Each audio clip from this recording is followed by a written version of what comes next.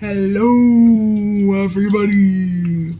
It is me, Jennifer Bunny, and today we are going to be doing Scary Stories Part 6. So let's get into it. Today we are going to be reading 3 to 5 stories, however many I get into the video. Here's the amount over here. So that's how many we're going to be reading. So the website will be in the description. Let's get into it. The first one is called The Puppy in the Basement. These are really short, so that's why we're reading a lot. Mommy told me to never go in the basement, but I wanted to see what was making that noise. It kind of sounded like a puppy. I wanted to see the puppy, so I opened the basement door and tiptoed down a bit. I didn't see a puppy. And then Mommy yanked me out of the basement and yelled at me. Mommy had never yelled at me before. It made me sad and cried.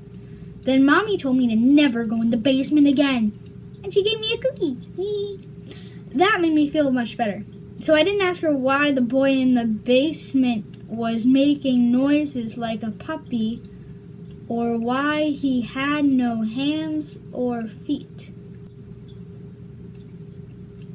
Next story. Nunchucks. Michael Frolic Young had a strange experience with her 2-year-old daughter and submitted it to Movie Pilot. I don't know what that is, but I'm guessing that's where the story is from. When my daughter was 2, I found her twirling paper towel tubes tied with twine. This is a tongue twister. In the air. I found her twirling paper towel tubes tied with twine in the air. I asked her what she was doing. She said she was practicing her nunchucks. I was very confused as she had no way of knowing what they were. I asked her what she meant, and she said that Adam had told her how to make them and showed her each night how to use them. She went on to say that Adam told her to practice because she may know how to defend herself someday.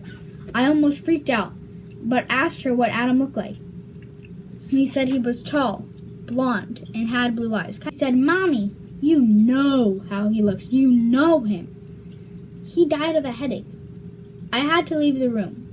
You see, 4 months before she was born, my tall, blonde, blue-eyed martial arts pro friend had died of a brain aneurysm at the age of 27. She has not spoken of him of this day, so I'm not sure if I'm scared with her reaction or if she had completed her lessons. This is a true story right now. How? There's someone under the bed. This is very short. Sometimes the very ghost stories are the best, and this tale from Reddit via BuzzFeed tells the story of a father putting his young son to bed. It's 3 lines, less than that. I begin tucking him into bed, and he tells me, Daddy, check for monsters under my bed. I look underneath for his amusement and see him. Another him. Under the bed, staring at me and quivering, whispering, Daddy, there's someone on my bed. It was called The Chair by Scoop Whoop. A swoop, whoop, whoop, whoop, whoop, whoop, whoop. When my sister Betsy and I were, this is the last one, number 5, The Ghost at Home. In one of my favorite short ghost stories, a man thinks he loses his phone and someone is playing a trick on him.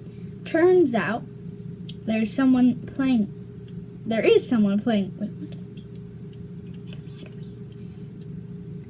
I'm just going to cut that out. Last night, a friend rushed me out of the house to catch the opening act of a local bar's music night. After a few drinks, I realized my phone wasn't in my pocket. I checked the table we were sitting at, the bar, the bathrooms, and after no luck, I used my friend's phone to call mine. After 2 rings, someone answered, gave out a loud, raspy giggle, and hung up. They didn't answer again. I eventually gave it up as a lost cause and headed home. I found my phone laying on my nightstand right where I left it. That means there was someone in his house.